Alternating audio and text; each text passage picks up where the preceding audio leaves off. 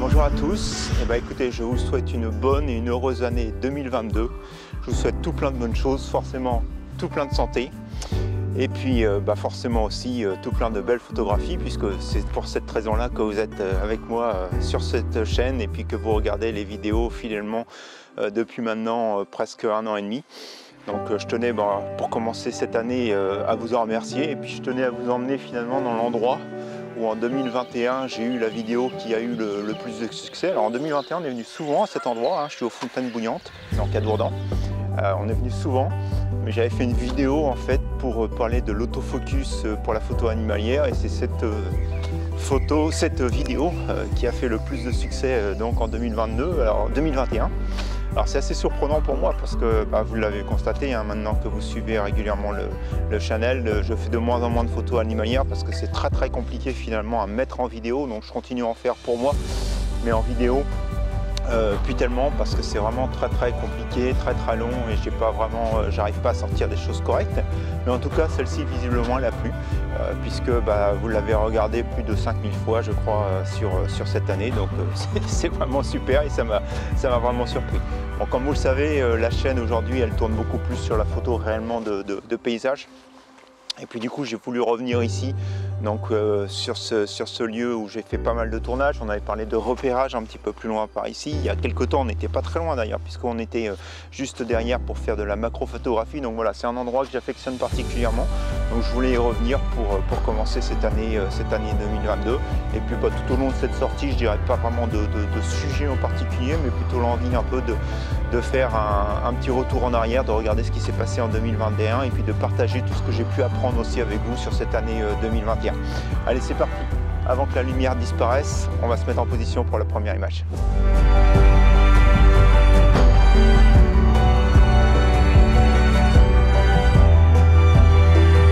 Je suis tout de suite en place pour ma première image. Donc là, on a de la chance.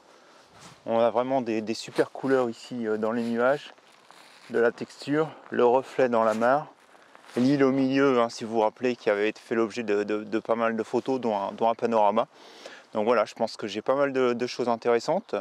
Donc au niveau de la composition, je vais garder mon 24-70, et puis je vais être aux alentours à mon avis du 30-35 mm, et puis on va regarder après ce que ça donne pour les réglages. On se met derrière l'appareil et on regarde ça ensemble.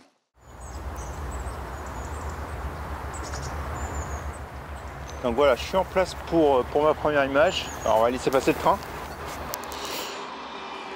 Donc on a des superbes textures là couleurs aussi, et textures d'ailleurs dans les nuages. Et puis donc on a cette île en premier plan, donc bien sûr une large plage dynamique sur cette image. Donc il va falloir que je fasse une première image comme je suis là actuellement. Donc au 1/20e, alors j'ai pris du f11. C'est beaucoup parce que de toute façon j'ai pas besoin de monter si haut. Donc on va mettre plutôt du f8. Donc je vais faire une première image. Donc du coup à f8 ça va me donner choc. Là je suis bien. Ouais, j'ai pas cramé dans les hautes lumières. Donc du coup voilà, mise au point sur l'île.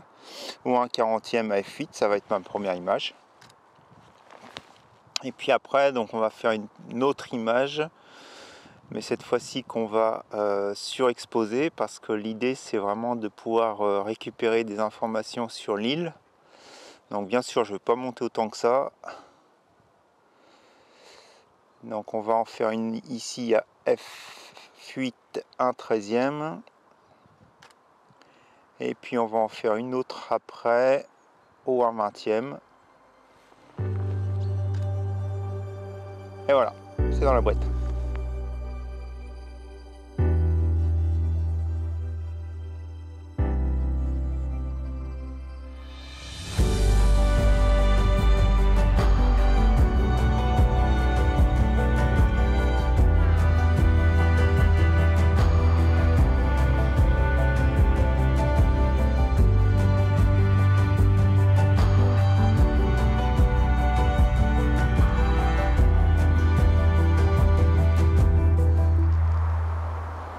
Bon voilà, la première image est dans la boîte.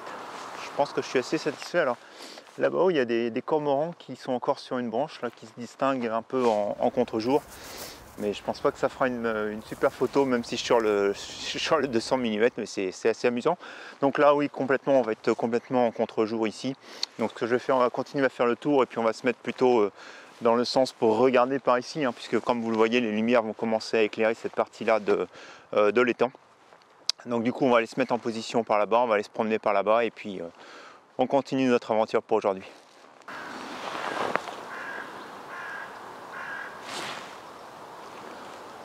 Alors voilà, j'ai trouvé une image pour ma seconde composition.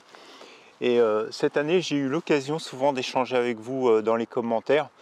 Alors j'ai eu d'ailleurs cette semaine le petit rapport là, de YouTube qui fait un bilan sur l'année. Donc je crois qu'il y avait eu quelque chose comme 400 et quelques commentaires sur l'année. Et dans ces 400 commentaires, il y a quelque chose qui est revenu assez souvent, où les gens, en fait, sur les commentaires, me parlaient à propos du cadrage de mes photos. J'ai eu très peu finalement de commentaires sur la composition en tant que telle, mais sur le cadrage, c'est-à-dire le fait que j'aurais pu cadrer plus serré, ou quand je retraitais la photo, justement, de traiter différemment. Et tout ça, ça m'a fait penser qu'effectivement, je me suis aperçu que sur le terrain, j'avais tendance à prendre beaucoup plus d'informations finalement que nécessaire. Alors c'est toujours une bonne chose, prendre plus, parce que prendre plus, ça permet justement d'éviter de rater quelque chose et puis de pouvoir recomposer son image après.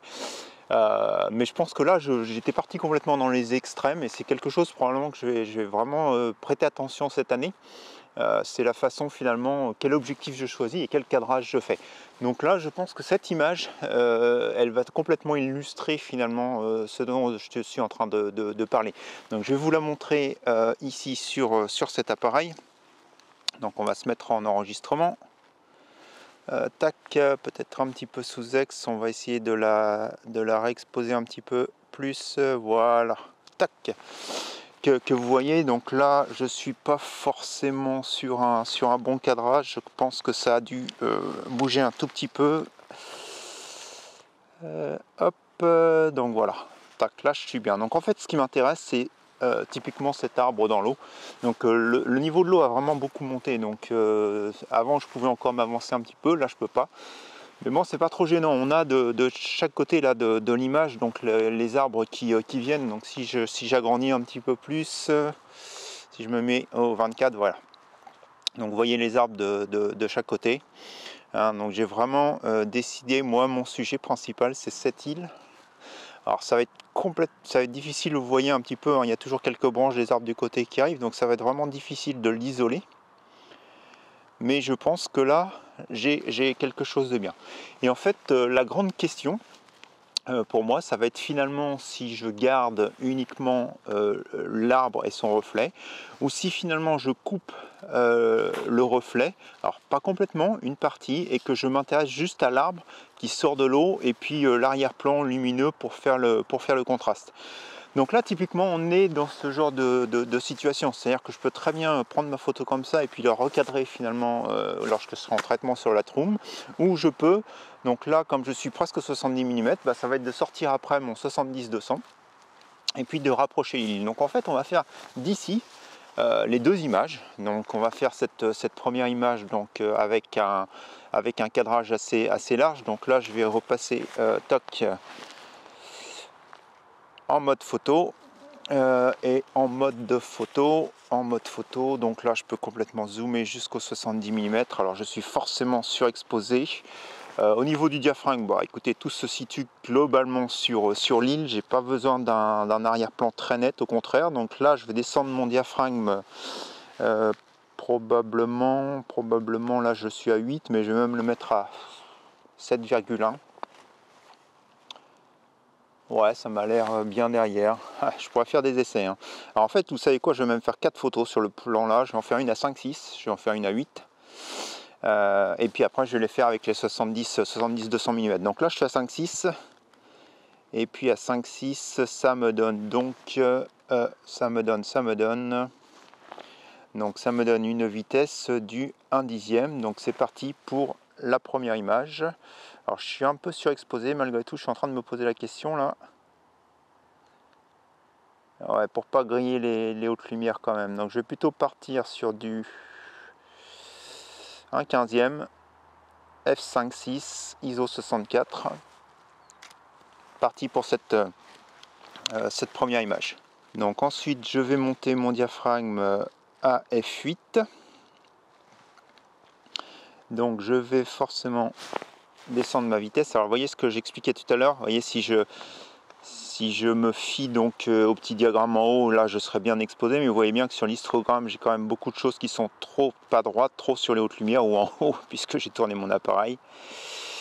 Donc je vais plutôt descendre. Alors entre ici et ici, je préfère faire ici au 1/8e, ou 1/8e qu'au 1/6e. Ouais, je pense que ce sera mieux. Donc 1/8e de seconde, f8, ISO 64. Donc ça c'est parti pour la seconde image, donc avec le 70 mm.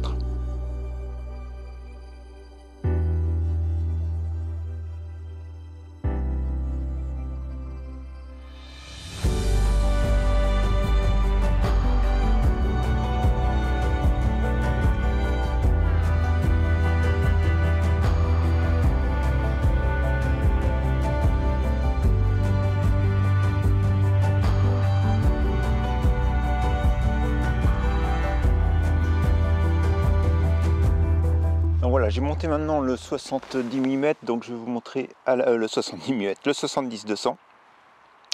Donc je vais vous montrer à la vidéo ce que ça donne comme image. Donc tac, voilà la vidéo. Donc vous voyez, je suis complètement, exactement dans la même situation que j'étais tout à l'heure. Donc c'est-à-dire que là je suis donc avec le 70-200. Et donc j'ai, comme vous le voyez, ce reflet finalement complet de là. Maintenant, si je commence à zoomer un tout petit peu, vous voyez, voilà, c'est ce genre d'image dont je parlais. Donc là, je suis peut-être un petit peu trop bas. On va remonter, excusez-moi, ça bouge un petit peu. Voilà, là, on est en format vidéo en plus, donc on va pas passer trop de temps en réglage, mais l'idée, vous voyez. Donc l'idée, c'est de se cadrer ici. Donc là, pour le coup, je suis vers le 105 probablement mm, 105, 110 mm. Et donc vous voyez, c'est ce que j'aurais pu faire sur l'ordinateur, c'est essayer de l'obtenir sur le terrain en changeant sa lentille, des choses que j'ai pas vraiment eu l'idée finalement de faire. J'étais sur une lentille ou sur une autre et après je croppais sur Lightroom. Donc c'est quelque chose que je vais essayer de travailler. Je pense que là on était sur sur la bonne image. Donc du coup maintenant on va le faire. Et on va repasser sur le mode vidéo. Sur le mode photo, pardon, pour regarder sens. Alors voilà, la mise au point, donc tac, sur la souche, j'ai fait mon cadrage. Donc l'idée vraiment sur le cadrage, c'est d'éviter toutes les hautes lumières du ciel, de garder vraiment que le soleil qui éclaire les arbres derrière.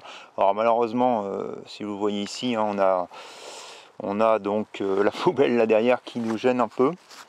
Donc cette poubelle, ce que je ferai, c'est que je la supprimerai après dans Lightroom.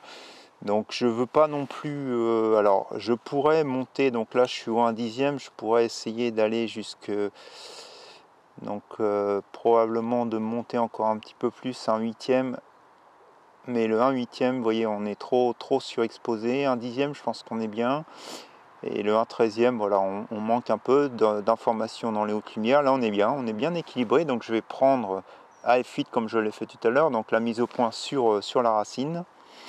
Et puis, donc on va y aller, ouais c'est ok. On va y aller pour l'image, donc cette première image à f8. Hein, et puis la deuxième image, donc là on n'est plus du tout sur l'effet du cadrage correct, mais c'est plutôt comment je joue avec la profondeur de champ. Donc je vais faire la même à f5,6. Donc cette fois-ci au niveau de la vitesse.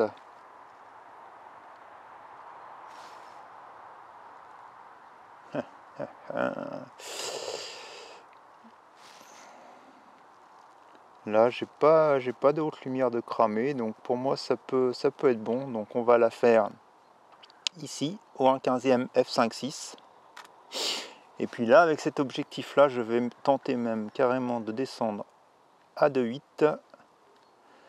Donc forcément au niveau de la vitesse, il va falloir jouer un 60e ou un 50e. Pop, pop, pop. Toujours la même question. Ouais, un 50e, ça passe, c'est bon. Donc on y va, c'est parti pour l'image. Et voilà, et maintenant on regarde ça sur l'ordinateur.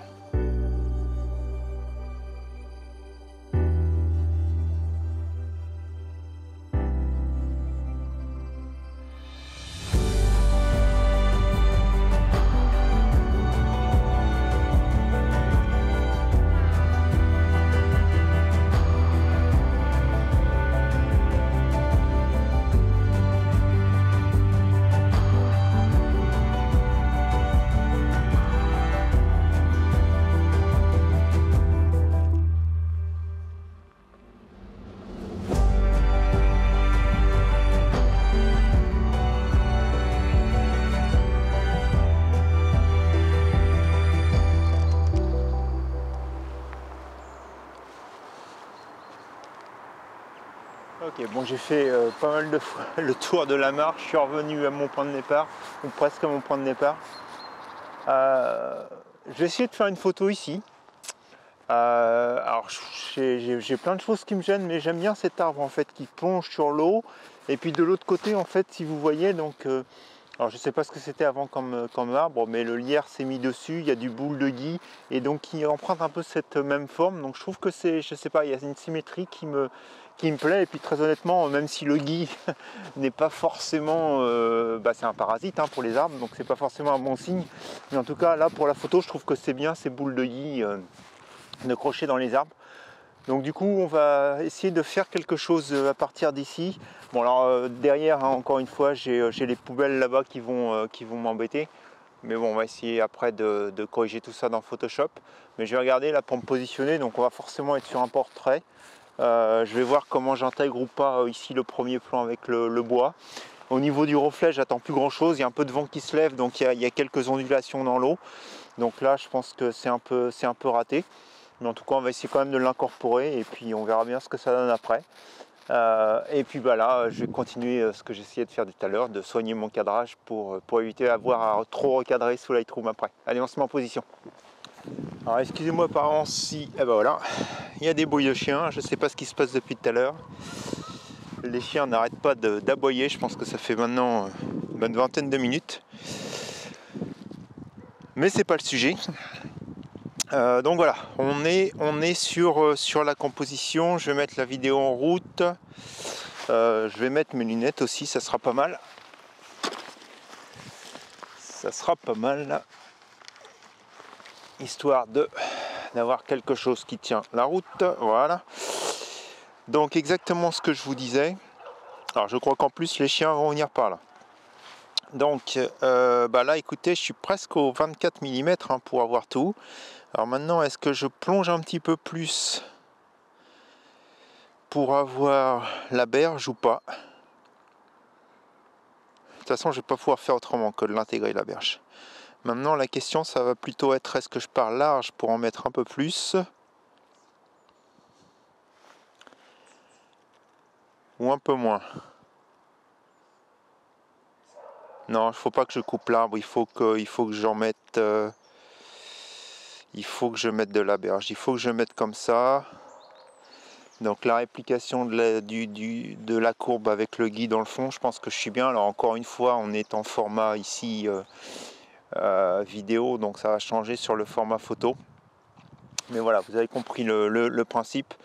Donc je vais cadrer pour inclure un petit peu de berge. Qu'on aille sur le côté quand même, ce côté le vert, le reflet dans l'eau, le reflet en l'air. Alors je pourrais regarder hein, si je supprime le reflet, ou du moins si alors déjà je vais taper un peu plus, enfin je vais cadrer un peu plus sur le haut. Qu'est-ce que cette image donnerait?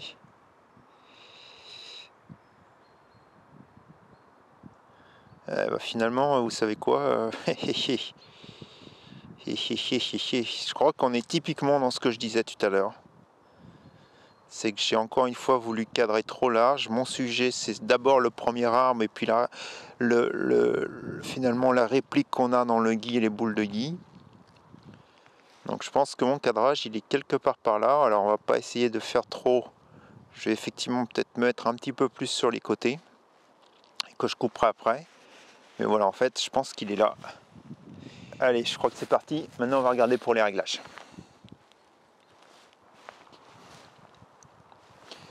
Donc, comme je vous disais, il y a toujours une différence entre la vidéo et la photo. Donc là, il va falloir que je recadre probablement un tout petit peu. Alors, on va... Est-ce que... Alors, toujours la même question avec la berge. Mais je pense que comme ça je suis mieux. Je vais vraiment... Alors, c'est vraiment compliqué finalement d'avoir le gui sans trop couper l'arbre. Donc je suis vraiment embêté. J'ai un peu trop dans le ciel quand même là. Donc il va peut-être falloir que après je regarde. Bon là de toute façon j'ai surexposé un peu mon écran pour que vous puissiez voir plus nettement ce qui se passe. Donc voilà, bon je pense que pour le cadrage je suis bien. On a le premier reflet, le second, et puis de l'autre côté le gui qui vient un peu compléter. Donc au niveau de la mise au point, ah ouais, alors à chaque fois je passe devant, donc ça éteint l'écran, mais voilà, au niveau de la mise au point, donc je vais la faire ici sur l'arbre. Et les reflets, donc là on est plutôt ok. Donc là, le guide derrière, je veux qu'en fait il soit là, mais c'est pas lui qui doit être au point. Donc je pense que F8 pour moi c'est déjà bien. Donc maintenant on va régler la vitesse. Donc là, hop, on va remettre l'histogramme. Ouais, là on est bien pour pas cramer le ciel. Et puis je pourrai récupérer les informations dans les basses lumières. Donc du coup ça me donne une vitesse du 1/25e. Et c'est parti pour l'image.